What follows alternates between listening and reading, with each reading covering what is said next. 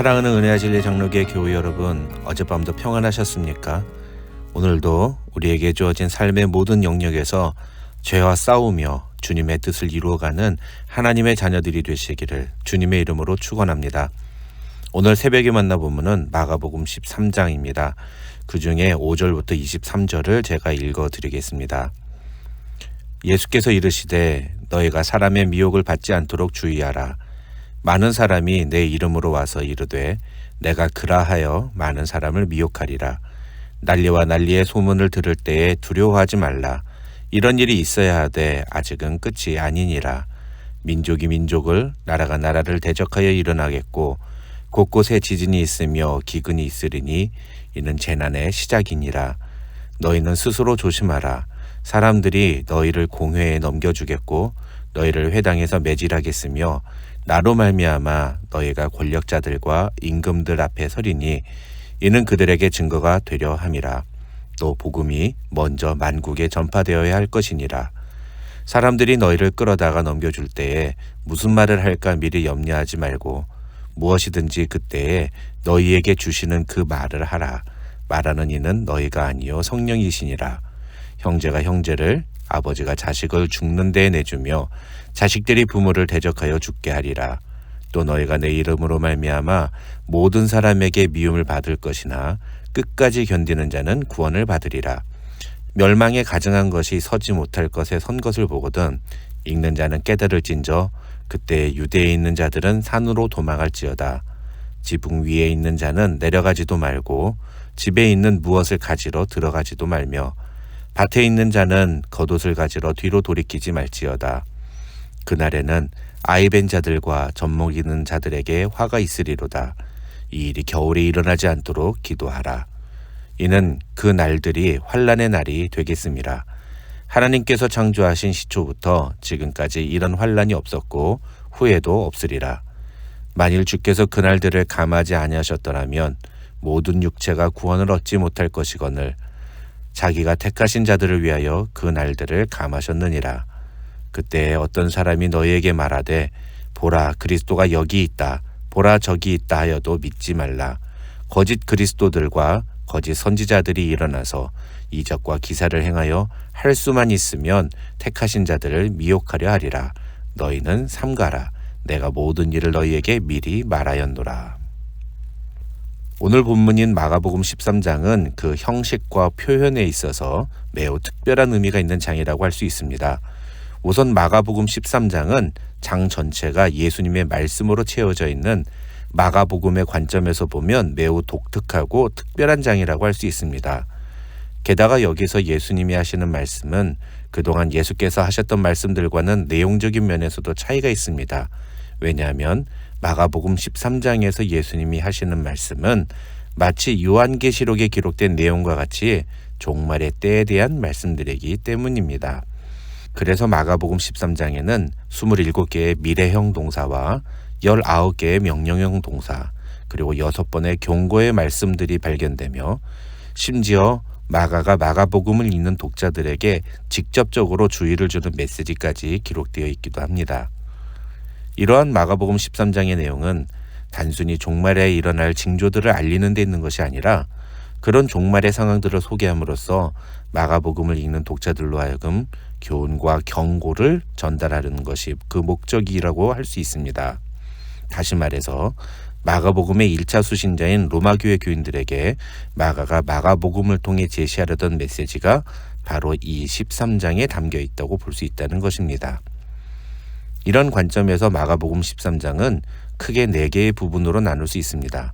먼저 1절부터 4절은 예수께서 성전 건물이 무너질 것에 대해 예언하시자 그 시기를 제자들이 물은 것을 계기로 하여서 1차적으로는 예루살렘의 패망을, 그리고 궁극적으로는 세상 끝날과 재림에 대한 예언, 그리고 그 교훈을 하시게 된 오늘 본문의 도입부라고 할 수 있습니다. 그 다음 5절부터 23절에는 거짓 선지자의 등장, 전쟁, 지진, 기근과 같은 종말의 징조들과 성도들에 대한 대박해를 대하는 성도들의 바른 자세에 대한 예수님의 경고와 명령들이 기록되어 있고, 이어서 24절부터 31절에는 그 후에 있을 예수님의 재림의 징조들에 대한 내용이, 그리고 마지막으로 32절부터 37절에서는 깨어있으라는 경고를 3번이나 반복하시면서 말씀하시는 종말과 재림을 맞이하는 성도들이 가져야 할 바른 자세가 무엇인지를 말씀하시는 내용이 등장합니다. 이처럼 오늘 본문의 내용들은 종말과 재림의 때에 성도들이 가져야 할 바른 자세가 무엇인지를 예수께서 말씀하시는 것으로 기록되어 있습니다만, 앞서 말씀드린 것처럼 마가는 이러한 내용들을 통해서 이 마가복음의 1차 독자이자 핍박과 환난 속에서 인생의 종말 앞에 서 있는 로마 교회 교인들에게 그들이 이 핍박과 환난 속에서 가져야 할 성도로서의 바른 자세가 무엇인지를 이야기하고 있는 것입니다. 마가는 이러한 자신의 목적을 위해서 예수님의 말씀을 빌어 주의하라 또는 조심하라라는 단어를 반복해서 사용합니다. 다시 말하면 주의하라는 말씀을 하신 것은 예수님이지만, 그러한 예수님의 말씀을 통해서 마가도 로마 교회 교인들뿐만 아니라 이 마가복음을 읽는 모든 독자들에게 주의하고 조심할 것을 경고하고 있는 것입니다. 그렇다면 종말의 때 우리가 주의해야 할 것은 무엇일까요? 총 4가지가 등장합니다. 먼저 5절을 보시면 예수님은 사람의 미혹을 받지 않도록 주의하라고 말씀하십니다. 여기서 미혹하다라는 단어는 잘못 인도하다 또는 속이다라는 뜻을 갖고 있는 단어로, 다른 사람을 파멸에 빠뜨리기 위해서 노력하는 행위를 가리키며, 6절에서 예수님이 많은 사람이 내 이름으로 와서 내가 그라하여 많은 사람을 미혹하리라고 말씀하시는 내용을 볼 때, 이 경고의 메시지는 자신을 그리스도라 자칭하는 자들에게 속지 말라는 의미라고 정리할 수 있습니다. 그 다음 2번째로 9절을 보시면 예수님은 너희는 스스로 조심하라고 말씀하십니다. 그런데 이 말씀은 예수님이 7절부터 하시는 말씀이 그 핵심입니다.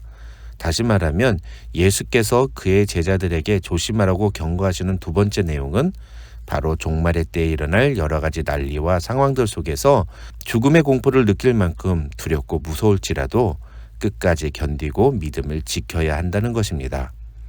3번째로 예수님은 23절에서 너희는 삼가라고 경고하십니다. 사실 5절에 나온 주의하라는 단어나 9절에 기록된 조심하라는 단어, 그리고 23절에 기록된 삼가라와 그리고 뒤에 살펴볼 33절에 나오는 또 주의하라라는 단어는 모두 헬라어로 같은 단어입니다.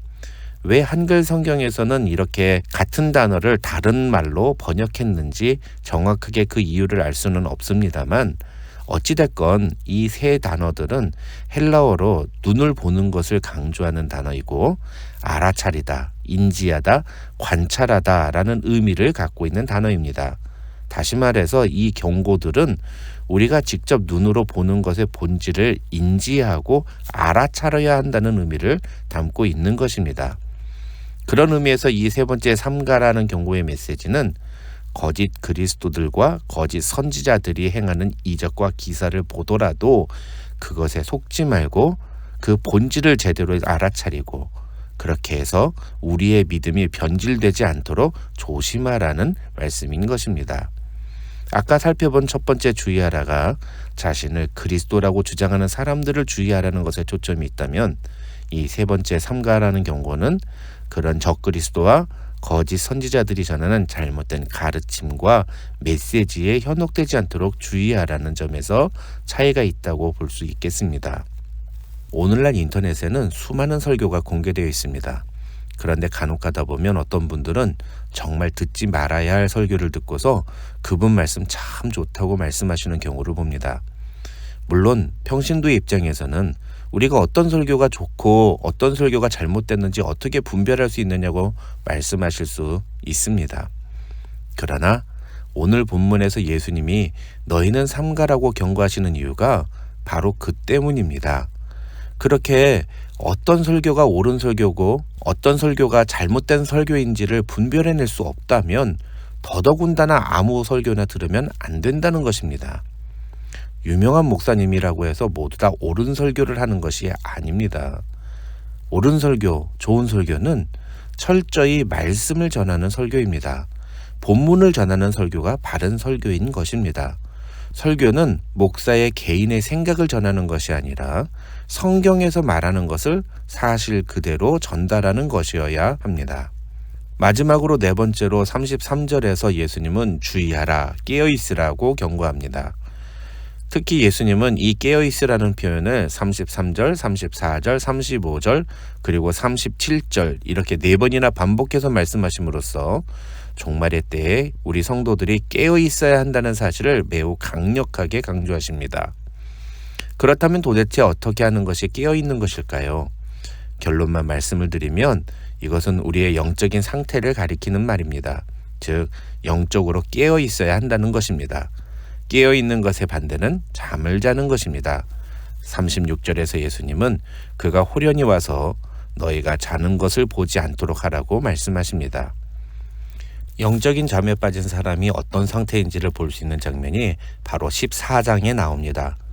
겟세마네 동산에서 예수님이 기도하실 때 잠이 들었던 제자들의 모습이 바로 그것입니다. 14장 34절을 보시면 예수님은 내 마음이 심히 고민하여 죽게 되었으니 너희는 여기 머물러 깨어있으라고 말씀하십니다. 그런데 기도를 마치고 제자들에게로 돌아오신 예수님은 그들이 자는 모습을 보십니다.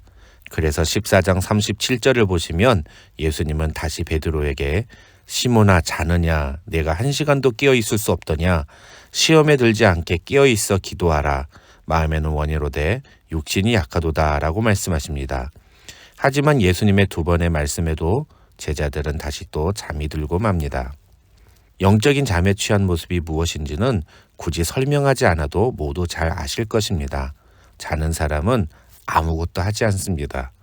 믿음을 위하여 어떠한 일도 하지 않는다면 그는 영적으로 잠에 취한 사람입니다. 내가 영적으로 깨어 있는지 아니면 영적인 잠에 들었는지는 그 누구보다도 자기 자신이 가장 잘 압니다. 많은 분들이 이 세상의 종말이 멀지 않았다고 이야기합니다.